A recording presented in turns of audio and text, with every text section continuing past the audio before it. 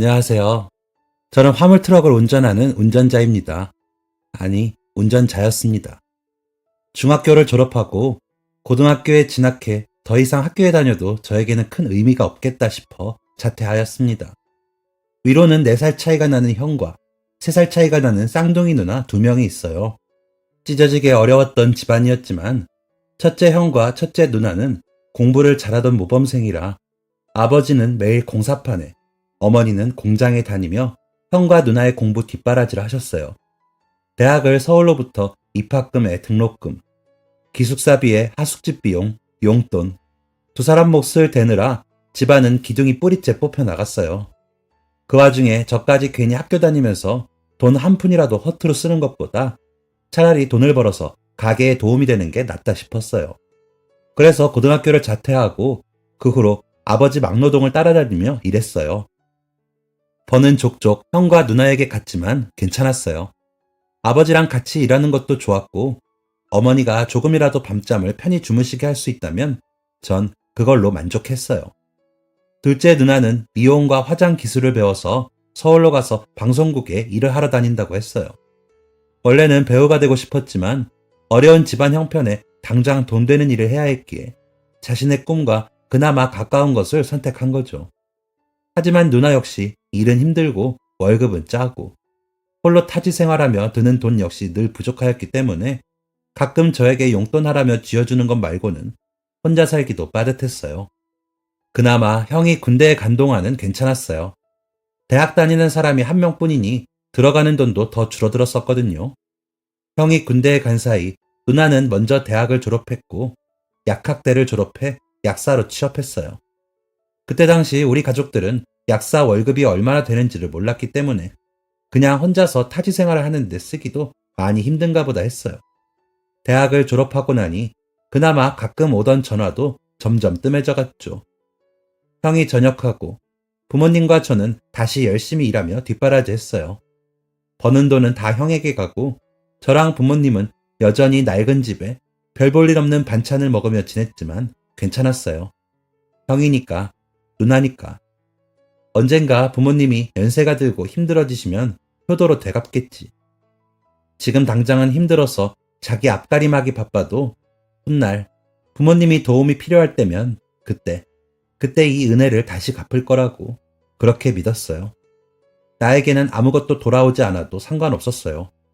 그저 시간이 흘러 언젠가 두 사람이 여유 있게 되고 부모님이 나이가 들어 연약해졌을 때 함께 힘을 모아주기를 바랄 뿐이었죠. 그렇게 정신없이 시간이 흘러 형도 대학을 졸업했어요. 이렇게 다 끝나나 싶었는데 형은 사법시험을 준비한다고 했어요. 딱히 다른 꿈도 없었던 저는 그렇게 하겠다는 형의 말에 그냥 그렇게 도와주어야 하는구나 하고 별말 없이 따를 뿐이었죠. 그쯤 아버지께서 돌아가셨어요. 형과 누나들을 오랜만에 만나 반가웠던 제 마음과 달리 그들은 바쁘다는 핑계로 겨우 얼굴만 비추고 다시 서울로 올라갔습니다. 그래, 그럴 수 있지. 다들 바쁜 사람들이니까 그럴 수 있어. 저는 그것이 잘못되었다는 것을 알았지만 애써 그런 생각으로 저 자신을 달래며 모른 척 했어요. 바빠서. 그 비겁한 변명 뒤에 숨은 형제들을 계속 아니라고 속마음은 어머니를 생각하고 있을 거라고 모른 척 한 거죠. 얼마 뒤 누나들은 차례대로 결혼했고 첫째 누나는 외국인 남편을 만나 결혼 후 미국으로 떠났어요. 그리고 그게 거의 누나를 봤던 마지막이더라고요. 아마도 결혼하면서 자신이 가난한 집안의 딸이라고 이야기하는 게 부끄러워 숨겼던 것 같아요. 어차피 말도 잘 안 통하겠다. 저희가 집안 사정 같은 걸 자세히 이야기할 수도 없었으니까요. 그 뒤로 아주 가끔 제가 보낸 편지에 답장하기는 했지만 그마저도 어느 순간부터는 돌아오지 않았어요. 작은 누나 역시 결혼한 뒤로 연락이 뜸해졌어요.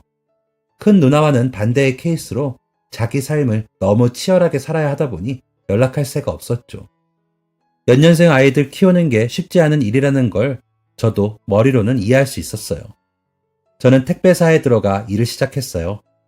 물류센터에서 분류 작업을 하다 보니 주변에서 배송이 더 돈이 된다고 하더라고요. 그래서 월급에서 조금씩 돈을 모아서 운전학원에 다녔어요. 면허를 따는 게 저한테는 좀 어렵긴 했어도 그래도 돈벌이에 필요한 거라 열심히 배웠습니다. 그 사이 어머니는 예전보다 나이도 드시고 아주 어릴 때부터 공장에서 일하시면서 손가락도 등도 굽었어요. 다리까지 자주 저리고 아프시다고 하여 밤마다 주물러 드렸죠. 일은 좀 쉬지. 에이, 너희 형은 아직 공부 중이지. 너도 언제 장가 갈지 모르는데 내가 한 푼이라도 더 벌 수 있을 때 벌어둬야지. 그래도 내가 돈 벌잖아. 형도 이제 나이가 있으니까. 네 아버지 돌아가시고 나까지 가고 나면 너한테 남은 가족은 형제밖에 없다. 형이 지금은 공부하느라 저래도 나중에 사법고시 합격하면 동생 하나 건사 못하겠니?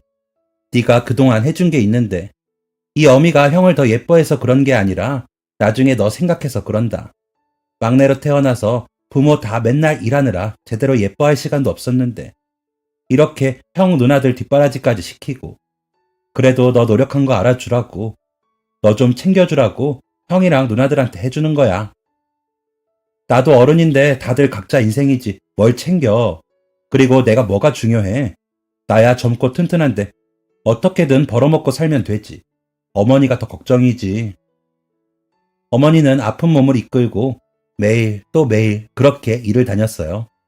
제 마음이 그랬던 것처럼 언젠가는 형제들이 제 가족이 되어줄 거라고 믿으면서요. 운전면허를 따고 저는 다니던 물류센터의 배송기사로 일을 시작했어요. 몸이 고되기는 했지만 확실히 예전보다 수입은 좋아졌죠.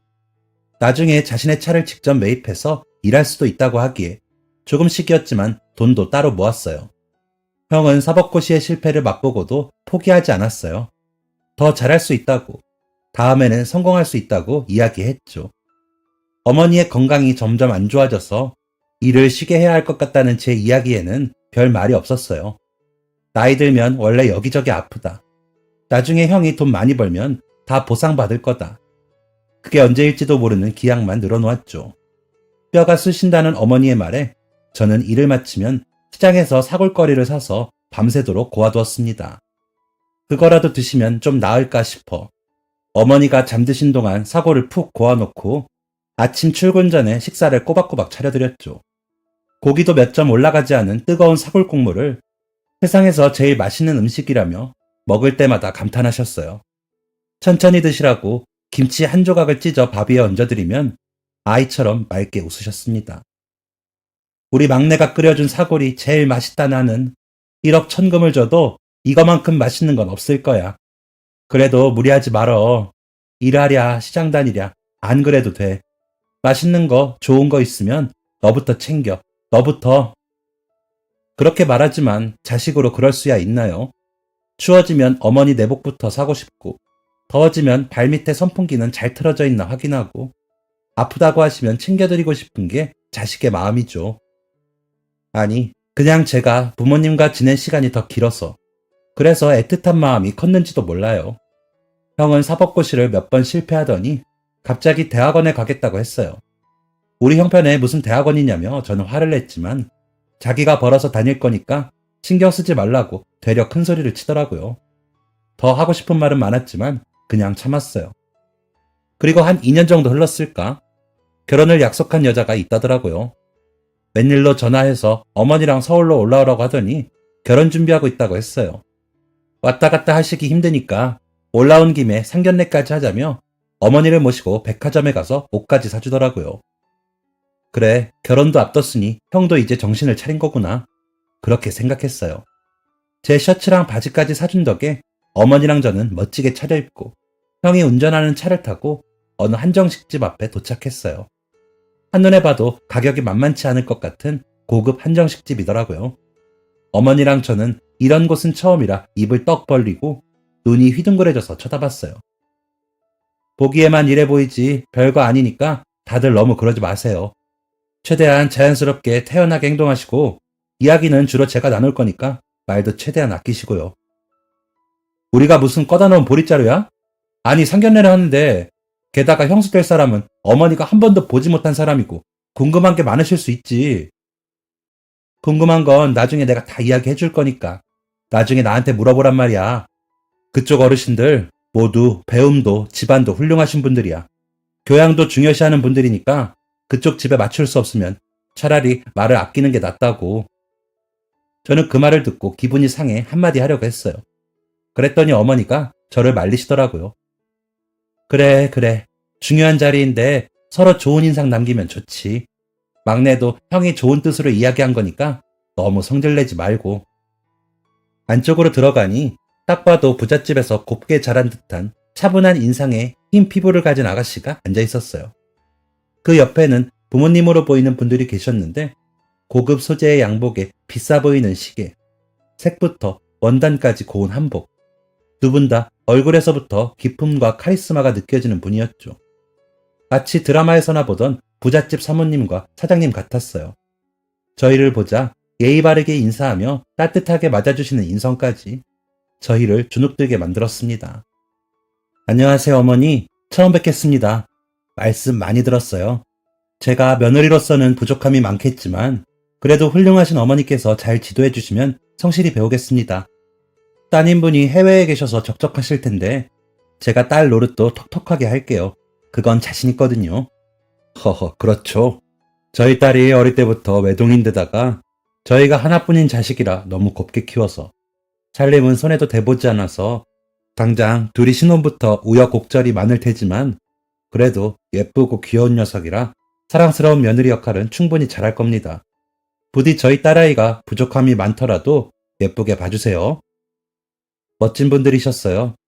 온화하고 성품도 훌륭하신 것 같고 다만 문제는 저희 형이었습니다. 부잣집에 무시당하고 싶지 않아서였는지 엄마와 저에 대해서 거짓말을 늘어놓았더라고요. 남동생분께서는 물류회사를 다닌다고요? 네, 맞습니다. 성인 된 이후로 다니기 시작했어요. 그때랑 지금이랑 하는 업무는 달라졌지만요. 어휴, 요즘 노조다 뭐다 작업자들 불만도 많고 파업한다 협박도 많은데 다루기가 쉽지 않으시겠어요. 또 그런 곳 일하는 분들은 좀 거치시잖아요. 네? 맞아요. 사무 업무만 하던 사람들이랑은 또 다르죠. 사람 관리하는 일이 정말 보통이 아니죠. 어머니는 의류 쪽 사업을 돕고 계신다고요? 형은 저를 물류센터 노동자가 아닌 물류회사에서 근무하는 회사원이라고 이야기했더라고요. 어머니는 의류 사업이라. 그래요. 재봉 공장에서 일하는 것도 의류 쪽 사업을 돕는 게 맞죠. 공장에 일할 사람이 없으면 옷이 만들어지지 않을 테니까요. 화가 났어요. 하지만 한편으로는 얼마나 저 여자분과 결혼하고 싶었으면 이런 거짓말을 했을까 싶기도 하더라고요. 당장이라도 형에게 따져묻고 싶은 마음도 있었지만 어머니를 생각해 꾸역꾸역 참았습니다. 그렇게 저와 어머니에게만 불편했던 자리가 끝나고 집으로 돌아가는 길 왠지 모를 씁쓸함과 우라가 치밀었습니다.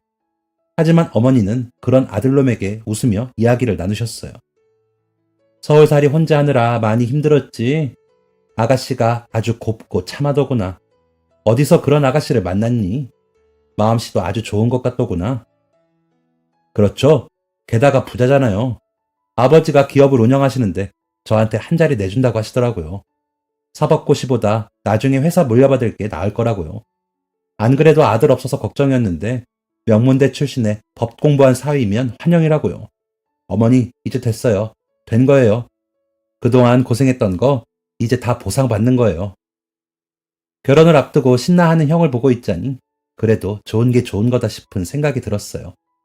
사랑하는 사람이 생겨 결혼한다는데 그것도 저렇게나 행복해하는데 제가 너무 뾰족하게 굴었나 싶기도 했어요. 형도 그동안 타지에서 혼자 지내며 어려운 공부를 계속하느라 힘들었을 텐데 마침내 사랑하는 사람을 만나서 행복하겠지. 게다가 제대로 된 일자리까지 생긴다고 하니 좋을 거예요. 그리고 이제 결혼도 하고 일도 시작하면 어머니한테 조금 더 신경 쓰겠지 싶더라고요. 문제는 결혼에 들어가는 비용이었어요. 외동딸이라 걱정된다고 집은 형수님이 원래 살던 본가에 들어가 살기로 했다더라고요. 그런데 그거 말고도 들어갈 게 한둘이 아닌데다 그쪽 집안은 부유한 집안이니 최대한 우리에게 맞춰 신경 쓰신다고 해도 저희 기준에는 다 벅찬 것들 뿐이었죠. 그렇다고 못하겠다고 내팽개칠 수도 없으니 곤란한 노릇이었어요. 특히 저쪽 집에서는 저희가 얼마나 가난한지도 모르고 있으니 당연히 원래 형편보다 더 부담스러울 수밖에 없고요. 결국 저는 형의 결혼을 위해 그동안 몰래 모아두었던 적금을 깼습니다. 배송차를 사려고 모았던 돈이었지만 그래도 형의 결혼을 위해서 이러지도 저러지도 못하는 어머니를 위해서 어쩔 수 없는 선택이었어요. 나중에 형이 어머니 용돈이라도 주겠지. 좋은 집에 모실 수도 있으니까. 그렇게 생각하며 모아둔 돈을 결혼 비용에 쓰라며 어머니께 내어드렸죠. 이게 다 뭐냐? 그동안 제가 조금씩 모은 거예요. 나중에 배달차 사서 물류 배달하려고. 근데 지금 당장 살 것도 아니고 무엇보다 형이 저렇게나 좋아하는 여자잖아요. 괜히 우리 집 가난해서 결혼 엎어지면 그 원망도 듣기 싫고. 그래도 이건 네가 모은 건데 너 해라. 결혼 비용은 내가 어떻게든. 뭘 어떻게든이에요. 괜찮아요. 돈은 또 모으면 되지만 가족은 아니잖아요. 그리고 이건 형을 위해서가 아니라 어머니를 위해서예요. 그니까 받아요. 고맙다. 고마워. 이 어미가 이 돈은 어떻게든 너한테 돌려주마. 됐어요. 형 서울 간 동안 저는 어머니 사랑 듬뿍 받으며 살았으니까 그걸로 퉁칩시다. 어머니는 환하게 웃으셨어요. 이 이야기를 듣고 형은 직접 전화를 걸어 저에게 고맙다고 하더라고요. 그 전화를 받는 순간 드디어 우리 형이 사람 됐구나, 어른 됐구나를 느꼈어요. 그렇게 부족한 부분은 약간의 은행 대출로 메우고 형은 성공적으로 결혼식을 올렸습니다. 형의 결혼식 날 저는 한 번도 형이 그렇게 환하게 웃는 모습을 본 적이 없어 낯설게 느껴졌지만 같이 환하게 웃는 어머니를 보니 기쁘기도 했어요. 형은 결혼 이후 매달 어머니께 약간의 용돈을 보내왔어요. 형이 보냈다기보다 형수님께서 보내신 거였는데 결혼해서 어머니 얼굴 자주 뵙지도 못해 죄송하다며 보내오더라고요. 저는 형의 결혼식장에서 한 여성과 인연이 됐어요. 형의 대학 후배분이었는데 실수로 제가 지갑을 잃어버린 것을 그분이 찾아주었죠. 첫눈에 반했다고 해야 할까요? 신기하게도 이런 게 인연인 건지 제 고향 사람이더라고요. 지금은 초등학교에서 선생님을 하고 있다고 하셨는데 그 뒤로 연락을 주고받던 중 정말 신기하게도 제가 사는 동네 근처로 발령받았어요. 같은 동네에 살게 되면서 자주 만나며 인연을 쌓아 나갔습니다. 본인의 학력, 직업에 비해 저는 남루하고 가진 것이 없는데도 그녀는 개의치 않았어요. 오히려 열심히 성실하게 사는 모습이 제 매력이라더군요. 심지어 자신은 어릴 때 부모님이 돌아가셨다며 저희 어머니와도 친하게 지냈어요. 어머니도 그 친구를 무척 마음에 들어 하셨죠. 그렇게 1년여의 열애 끝에 저희는 결혼했습니다. 사실 저는 결혼을 망설였어요.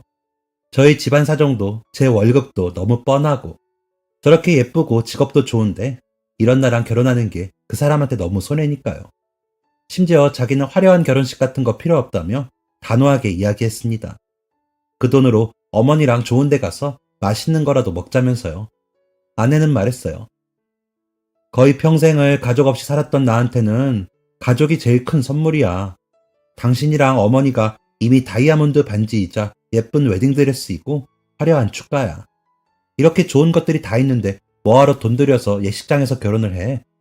난 어차피 부모님들도 안 계시고 친척들도 없어서 하객으로 부를 사람도 없어.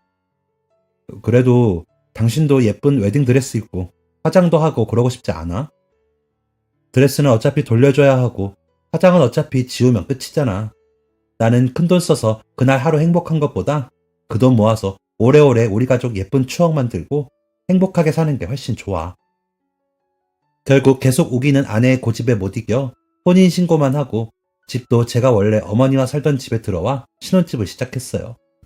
가뜩이나 미안한 마음이 컸는데 어느 날 밤 아내가 어머니 방에서 어머니 손을 잡고 하는 이야기를 들었어요.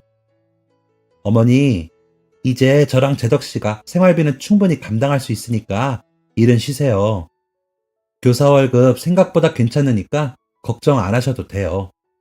결혼 전부터도 저는 늘 어머니를 제 친어머니나 다름없다고 생각했어요. 이제는 재덕씨 어머니뿐만 아니라 제 어머니이기도 하니까 생활비 같은 건 절대 부담 갖지 마세요.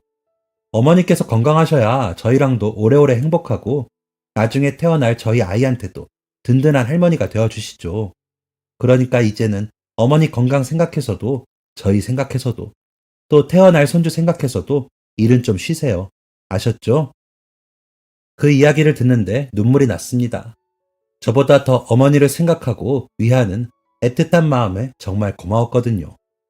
아내는 저에게, 오랫동안 고생했던 저에게 드디어 이런 선물이 오는구나. 이게 하늘의 보답이구나 싶을 정도로 과분한 사람이었습니다.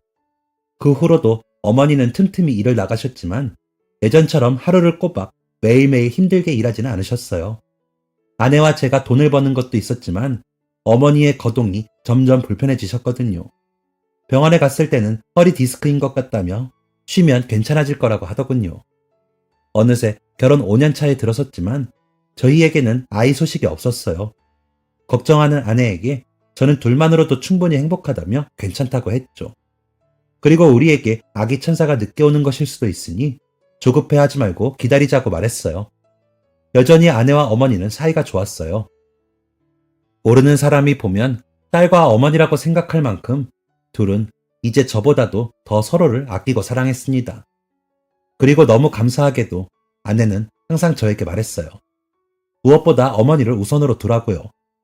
때로는 아쉬운 부분이 있다고 하더라도 어머니는 젊을 때 20여 년의 세월을 제외하고는 나머지 수십 년을 자식을 위해서만 사셨으니 그 마음에 보답하려면 남은 생에서라도 늘 어머니를 1등으로 생각해야 한다고 했죠. 얼굴도 마음도 아름다운 아내와 사랑하는 어머니, 그리고 이제 소식이 뜸한 게 차라리 다행인 형제들까지 저에게는 더 부족함이 없는 행복한 시간이었습니다. 그리고 아내는 우리가 결혼한 후로 돈을 조금씩 모아 제가 늘 그리던 화물 트럭을 사주었어요. 저는 너무 큰 선물에 깜짝 놀라 어안이 벙벙했는데 오히려 아내는 이걸로 앞으로 돈도 많이 벌고 저희 모두가 더 행복해질 수 있다면 적은 투자라고 하더군요. 덕분에 저는 드디어 제 차를 가지고 물류 배송 일을 시작하게 됐어요. 그리고 너무 감사하게도 결혼 7년 만에 저희에게도 아기 천사가 찾아왔습니다. 아이를 너무 기다렸던 아내는 진심으로 행복했어요. 앞으로 태어날 아이를 위해서 돈을 더 벌어야겠다는 생각에 아내와 상의해 기존의 차량은 더 큰 화물 트럭으로 바꿨습니다. 아는 지인분께 보수가 더 좋은 일자리도 소개받았어요. 차를 바꾸느라 돈을 좀 썼지만 앞으로 더 많이 벌 수 있다는 생각에 괜찮은 투자라고 생각했습니다. 그리고 일도 더 힘들어졌지만 행복할 우리 가족들을 생각하며 버틸 수 있었어요. 그렇게 출산 준비를 차근차근 하던 어느 날 아내는 갑작스럽게 배가 아파 병원에 실려갔습니다. 그리고 뱃속에 아이가 죽었다는 충격적인 이야기를 들었어요. 자신의 탓이라며 우는 아내에게 그런 게 아니라며 위로를 했지만 아내의 울음은 쉽게 그치지 않았습니다. 그리고 아내는 아이를 너무 보고 싶었기 때문일까요? 그 일이 있은 몇 주 후 아내는 아이를 따라 세상을 떠났습니다. 그리고 이 소식에 충격을 받은 어머니도 자리에서 쓰러져 병원에 입원하셨어요. 충격이 너무 컸던 탓인지 어머니는 정신을 차린 이후에 실어증에 걸렸습니다. 한동안 멍한 상태가 계속되었고 집에 혼자 계시면 온종일 끼니도 챙겨 드시지 않고 자리에 누워 계셨어요. 서서히 정신은 드셨지만 그동안 허리 통증이 심해진 탓인지 일어나 움직이는 것도 힘들어 하셨습니다. 아프신 어머니를 차마 혼자 집에 둘 수 없어 저는 그때부터 일하는 차량에 어머니를 모시고 다니기 시작했습니다. 종일 차를 타는 것이 어머니에게 더 힘들까봐 간병인도 알아봤지만 비용이 만만치 않았어요. 그뿐 아니라 종종 힘없는 노인을 함부로 한다는 이야기를 들어 마음이 편치 않았습니다. 형에게 부탁하려고 전화했지만 사업 자금에 필요하다고 돈을 빌려간 후부터는 계속 연락이 뜸하더니 언젠가부터는 아예 연락처도 바꿨더라고요. 외국에 있는 첫째 누나는 오래전에 연락이 끊겼고 둘째 누나는 사는 형편을 뻔히 아는데 차마 부탁할 수가 없었습니다. 가뜩이나 아이 셋을 낳고 남편과 겨우겨우 어렵게 생계를 이어가고 있는 마당에 어머니까지 부탁한다고 할 수 없더라고요. 그래서 어쩔 수 없이 어머니를 계속 차에 자리를 마련해 모시고 다녔어요. 좁은 차가 답답하실 수도 있는데 오히려 집에 있으면 며느리 생각이 나서 차라리 밖에 돌아다니는 게 좋다고 하셨죠. 또 매일 여행하는 기분이라며 창밖을 구경하는 재미도 좋다고 되려 저를 위로해 주셨습니다. 그렇게 1년 정도가 되어갔을까. 겨울을 앞둔 쌀쌀한 어느 날이었어요. 휴게소에서 몸도 쉴 겸 어머니에게 따뜻한 음료라도 사다 드릴 겸 내렸습니다. 그런데 이 추위에 중학생이나 고등학생 정도로 되어 보이는 아이 2명이 오들오들 떨고 있더라고요. 그냥 부모님이라도 기다리나 보다 싶어 지나쳐 차에 올랐어요. 뜨끈한 우동 국물과 어머니가 좋아하시는 호두과자를 먹으며 잠깐 정차해 있었는데 저희가 음식을 다 먹을 때까지 아이들은 계속 그 자리에 있었습니다. 저는 슬슬 걱정되기 시작했어요. 날도 꽤 쌀쌀한데 아이들은 얇은 긴팔티만 입고 있었거든요. 어차피 쓰레기도 버릴 겸 차에서 내려 아이들에게 다가갔어요. 그리고 물었습니다. 추운데 여기서 뭐하니? 아이들은 쌀쌀한 날씨에 밖에 서 있어서 그런지 코가 빨갛게 되어 있었어요. 그러더니 울음이 곧 터질 것 같은 목소리로 사정을 이야기했습니다.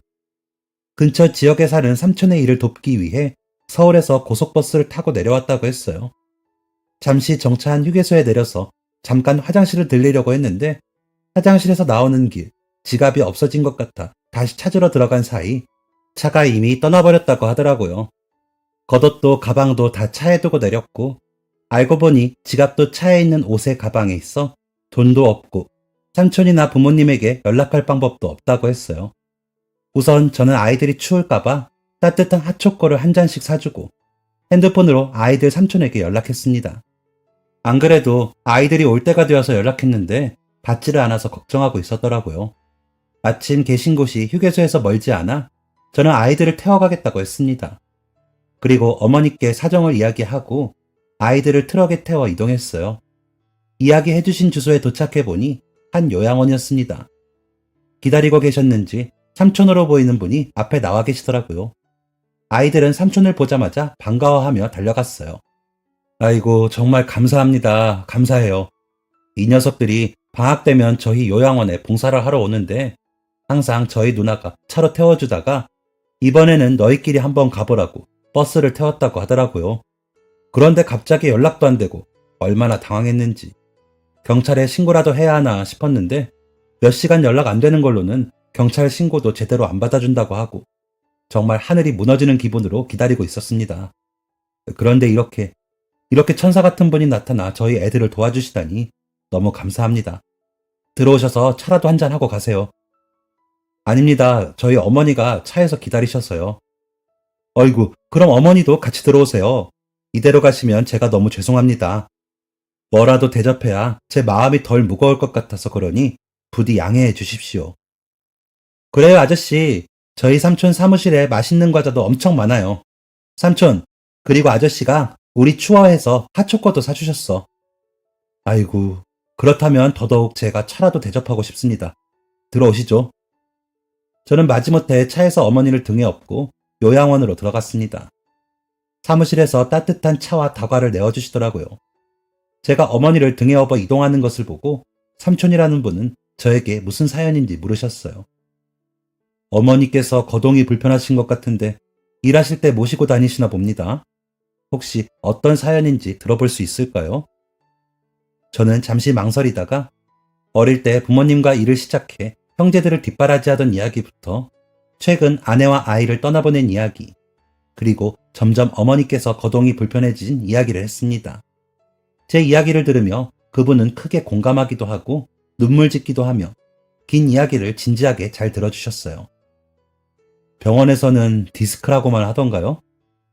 네, 큰 병원에 가보지는 못했지만 그래도 나름 동네에서 꽤 큰 허리 전문 병원이었는데 연세가 있으시고 공장에서 오래 구부정하게 계시다 보니 그런 것 같다며 쉬면 나아질 거라고 하더군요. 갈 때마다 물리치료 같은 걸 해주시는 것 같기는 한데 그동안은 딱히 나아지는 것을 못 느꼈습니다. 한의원에서 침이나 부항도 맞아봤는데 그것도 큰 의미가 없었고요. 차에 모시고 다니는 게 마음은 편치 않지만 그래도 간병인을 쓰다니 비용도 부담스럽고 또 가끔 일하시는 분 중 어르신을 홀대하는 분들도 있다고 하니 오랜 시간 자리를 비워야 하는 저로서는 완전 남에게만 맡기고 돌아다니기가 영 마음이 편치 않더라고요. 그럴 수 있죠. 저도 요양원을 운영하고 있어 잘 압니다. 상담 때 보호자들께서 처음에는 걱정을 많이 하세요. 아무래도 오랫동안 다른 사람에게 맡긴다고 생각하니 마음이 불안하실 거예요. 거기다 어머니께서는 거동도 불편하시기에 더더욱 마음이 쓰이셨을 것 같습니다. 오늘 데려와 주신 제 조카들 아버지, 그러니까 저희 매형분이 서울에서 허리로 꽤 유명한 병원의 의사입니다. 혹시 괜찮으시면 제가 오늘 일도 보답할 겸 검사를 해보시면 어떨까요? 진료비나 검사비 같은 건 걱정 안 하셔도 됩니다. 갑작스러운 제안에 당황했지만 아픈 어머니께 좋은 진료를 받을 기회라니 놓치고 싶지 않았어요. 저는 부끄러움을 무릅쓰고 그렇게 하겠다고 이야기했고, 원장님은 바로 매형에게 전화해 진료를 잡아주셨습니다. 그 후로부터 며칠 후, 저는 어머니를 모시고 서울의 병원으로 갔습니다. 검사 결과는 의외였습니다. 디스크가 아니었던 거예요. 아이고, 저희 아이들을 그날 구해주셨다고요? 정말 감사합니다. 요즘 같은 때에 다른 이에게 손 내미는 게 쉽지 않은데 정말 감사해요. 도착할 때가 되었는데 도착했다는 연락도 없지. 핸드폰으로 아무리 연락해도 큰 애도 작은 애도 받지를 않지. 저랑 와이프가 정말 얼마나 가슴 졸였는지 몰라요. 정말 너무 감사드립니다. 그리고 어머니 건강도 걱정하지 않으셔도 될 것 같아요. 어머니 검사 결과를 보니 척추에 종양이 생기셔서 신경을 누르고 있었네요. 그래서 다리도 저리고 허리도 아프고 디스크랑 증세는 비슷하기에 구분을 못했던 것 같습니다. 종양이 꽤 커진 상태이긴 하지만 그래도 수술로 잘 제거하고 나면 앞으로 생활하는데 어려움은 없으실 거예요. 다만 지금 연세가 좀 있으시고 체력이나 면역력이 많이 떨어져 있는 상태이시기 때문에 건강을 좀 회복한 다음 수술을 잡아야 할 것 같습니다. 그리고 괜찮으시면 수술비는 저희 아이들 구해주신 감사의 의미로 제가 부담하고 싶습니다. 세상에, 디스크로 오진을 받아 그동안 고생했던 일들은 까맣게 잊힐 만큼 기쁜 소식이었어요. 어머니께서 평생 이렇게 거동도 제대로 못하시며 아파하면서 사셔야 하나 했는데 수술로 나아질 수 있다니. 게다가 이렇게 유명한 병원에서 수술비까지 공짜로 말입니다. 저는 머리를 숙여 몇 번이나 감사하다고 인사를 드렸어요. 다만 의사 선생님 말대로 회복하려면 안정을 취하셔야 하는데 지금처럼 트럭에 모시고 다니면서는 무리라 병원을 나오면서 걱정이 들 때쯤이었습니다. 마침 요양원 원장님으로부터 연락이 왔어요. 검사 잘 마치셨다고요? 수술하시면 나아지신다니 다행입니다. 그리고 혹시 어머니를 저희 요양원에 모시면 어떠실까요? 원장님께서는 제 사정을 이미 알고 계시니 저에게 조심스레 물으셨어요. 어머니가 수술 전까지 건강을 회복하는 동안 요양원에서 머무르시면 어떤지 말입니다. 비용도 전부 무료로 해주시겠다더라고요. 저는 날도 점점 추워지는데 어머니를 트럭에 모시고 다니는 것도 걱정이라 민폐인 것은 알지만 또 한 번 그러겠다고 했습니다. 다시 어머니를 모시고 요양원에 방문했어요. 지난번 왔을 때도 시설도 사람들의 표정도 모두 좋아 보였는데 이번에 하나하나 설명을 들어보니 겉으로 봤을 때보다 훨씬 좋은 곳이었습니다. 연계된 의료기관이 있어서 빠르게 대처할 수도 있고 식사도 개인의 특징에 따라 맞춤형으로 준다더군요. 요양원 곳곳에 식물들 관리도 잘해두었고 근처에 숲도 있어 산책도 하고 노래나 종이접기 등 재밌는 활동도 한다고 하였습니다. 그렇게 수술받기 전까지 어머니를 요양원에 모시기로 했어요. 면회도 언제든 가능하다고 하셔서 시간이 날 때마다 어머니를 방문했어요. 그리고 한 달 정도가 되었을 때 마침내 어머니께서 수술할 정도로 건강이 좋아지셔서 수술에 들어가게 되었습니다. 수술비는 물론이고 병원에서 지내는 동안 들어가는 모든 비용은 의사 선생님께서 대신 내주셨어요. 덕분에 어머니는 수술도 잘 받고 마음 편하게 회복도 하실 수 있었습니다. 한동안 좁은 차 안에서 생활하시고 그동안 허리가 아파 거동도 잘 하지 않으셨기 때문에 재활치료도 꼭 병행해야 한다고 하셨어요. 그리고 또 한 번 원장님께서 재활하는 동안 요양원에 머물러도 괜찮다고 하시더라고요. 다만 이번에는 다른 제안도 같이 주셨어요. 저희가 직원을 구하고 있어요. 일주일에 한 번씩 검진이 필요한 어르신들을 차로 모시고 연계 병원까지 왔다 갔다 해야 하는데 여기가 워낙 주변이 산과 숲이다 보니 기숙사에서 지내거나 출퇴근하기 힘들어서 직원이 잘 구해지지 않거든요. 안 그래도 운전하실 분이 빨리 필요한데 몇 달째 구해지질 않아서 너무 걱정이었는데 혹시 괜찮으시다면 저희 어르신들 모시고 병원 갈 때나 필요한 물품 사러 시내로 나가야 할 때 운전을 좀 해주시는 것은 어떨까요? 월급은 많지 않겠지만 대신 어머니께서 요양원에서 지내시는 비용은 일절 받지 않겠습니다. 필요하시면 기숙사도 제공해드리고요. 감사합니다. 감사합니다. 이 모든 것을 어떻게 감사드려야 할지. 아이고, 감사는요, 무슨. 저야말로 이렇게 일할 사람 구하기 어려운 때에 제덕씨처럼 성실하신 분이 일해주신다면 너무 감사하죠. 게다가 저는 결혼을 하지 않아서 그런지 조카 녀석들을 제 친자식처럼 생각할 만큼 애틋합니다. 그런 아이들을 도와주셨다니 이 일이야말로 제가 몇 번을 더 감사드려도 부족합니다. 그렇게 저는 원래 살던 집을 정리하고 마련했던 트럭도 정리하였습니다. 요양원으로 옮길 짐들을 정리하며 오랜만에 아내의 사진을 꺼내어 봤어요. 지금 일어난 이야기들을 아내가 들었다면 같이 기뻐했을 텐데, 어머니를 자기 친어머니처럼 생각하던 아내에게 드디어 수술받고 마음껏 움직일 수 있게 되었다고 알려주지 못해 아쉬웠습니다. 정말 기뻐했을 텐데 말이죠. 사진 속 활짝 웃고 있는 아내는 뭐가 그렇게 행복했을까 싶어요. 못난 남편 만나 고생만 하고 기쁜 날도 있었지만 넉넉치 않은 형편에 홀 시어머니까지 힘든 일이 더 많았을 텐데요. 아내의 유품들을 정리하며 이런저런 생각을 하다가 문득 그런 생각도 들었습니다. 저와 어머니를 너무 사랑했던 아내가 혼자 먼저 떠난 게 미안해서 이런 행복을 가져다 준 게 아닌가 싶은 생각이요.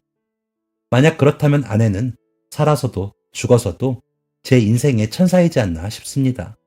짐을 정리하고 요양원 기숙사로 들어간 날, 어머니를 뵈러 가니 어머니께서는 근 몇 년 사이 제가 봤던 모습 중 가장 건강하고 행복한 얼굴이었습니다. 수술도 잘 되어서 아프지 않으셔서 그런지 얼굴에 늘 찌푸리던 인상 대신 이제는 기쁜 미소만 떠오르셨어요. 요양원 생활은 생각보다 더 좋았습니다. 우선 어머니는 매일 재활치료를 꾸준히 받을 수 있었고 건강한 음식들을 먹으며 회복도 무척 빠르셨어요. 또 주변의 어르신들과도 재밌게 지내시는 것 같았습니다. 저는 평소에는 건물 주변을 청소하고 정원을 관리하며 지냈습니다.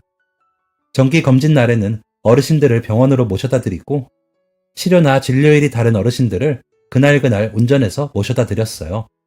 병원에 운전할 일이 없는 날에는 차량이 없어 면회가 힘든 분들을 기차역이나 버스 내리는 곳으로 데리러 가서 요양원으로 모셔오기도 했습니다. 같이 일하는 분들도 따뜻하게 잘 대해주셨고 일도 예전보다 훨씬 편했어요.